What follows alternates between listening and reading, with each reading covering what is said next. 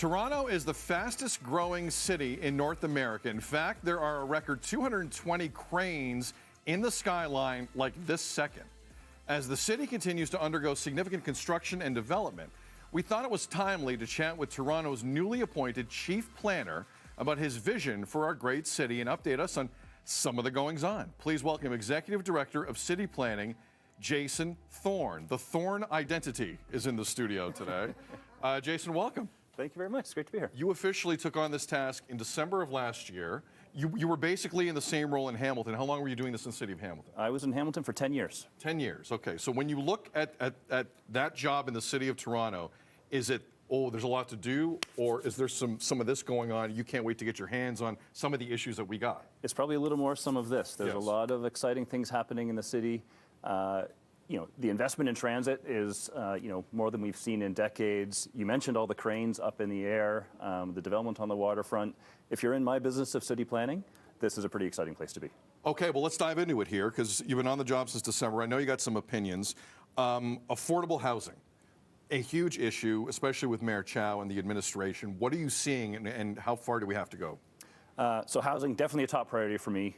The first thing I talked about when I first had my chance to have a one-on-one with the mayor was the importance of housing and affordable housing in particular.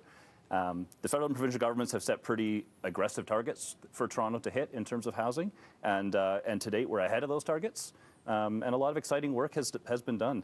I just think of, you go back even 3 years ago, and today on a typical residential lot in the city of Toronto, you can build 4 or 5 units on a typical residential lot. You couldn't do that 3 years ago.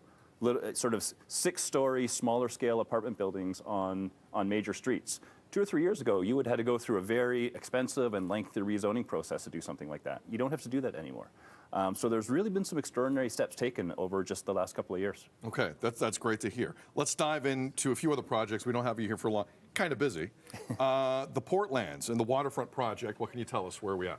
Waterfront, super exciting. We have a number of sort of applications in the door. You can see the construction happening right now with all the new waterfront parks. I worked for a community group on the waterfront in Toronto 25 years ago, and we just talked about, wouldn't it be great if someday we could have more parks and public space on the waterfront? Now it's actually happening. It's actually getting built. Downsview West, what's the update there? Downsview is going to be probably one of the biggest moves the city's seen in a long time. Ultimately, over 100,000 people. We're basically building the city of Peterborough at Downsview, at the north side of Toronto. That's all. That's all. Just another Good city. to hear.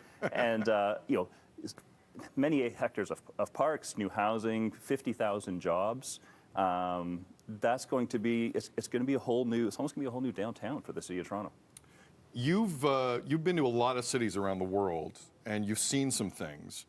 What's the city you've been to where when you come back here to Toronto and to Southern Ontario, you say to yourself, we can kind of do that here at some level? What city is that? Every city's got something, and I visited a lot of them. The best education for a city planner is to just get out and explore as many cities as you can. So I'm inspired by all different types of cities, all different sizes of cities. I love Tokyo. One of the things I love about Tokyo is you go into the neighborhoods of Tokyo and you see these little small-scale shops and retail that really just add vibrancy to the neighborhoods. The transit system's incredible. You can get to anywhere, from anywhere, quickly, efficiently on the transit system. It's a fantastic city.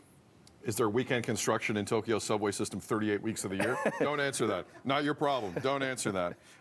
Okay, right now, last question. You have time with Mayor Olivia Chow. What's the first thing you say to her in terms of something that needs to be addressed as quickly as humanly possible in this city? What do you say? One of the big things that we first talked about was about the importance of building housing, and that's really important, and the quantity of housing we build, but to never lose sight of the fact that we also have to think about the quality of neighborhoods we're creating. So it's not just about the housing, it's about working closely with parks and libraries and rec centers and transit and all of those other areas of the city to make sure we're actually creating great places.